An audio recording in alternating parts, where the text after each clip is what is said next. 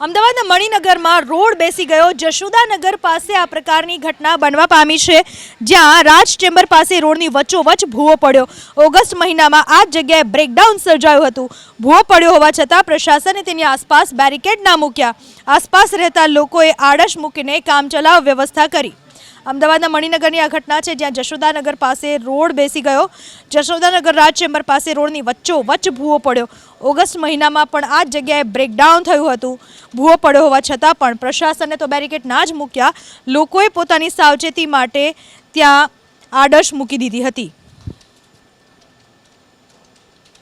અમદાવાદના સાણંદમાં ઈડબ્લ્યુએસ આવાસ યોજનાને લઈને વિવાદ ઉઠવા પામ્યો છે। ડ્રોમાં મકાનની ફાળવણી બાદ મકાન કેન્સલ થયાનો મેસેજ આવ્યાનો દાવો। અમદાવાદની ઓડા કચેરીમાં લાભાર્થીઓ હોબાળો મચાવ્યો। મકાન કેન્સલ થયાનો મેસેજ આવતા લાભાર્થીઓ ઓડાની કચેરીએ દોડી ગયા અને વિરોધ કર્યો। સાણંદમાં ઓડાએ 756 આવાસ બનાવ્યા છે। આ માટે ડ્રો પણ યોજાયો હતો।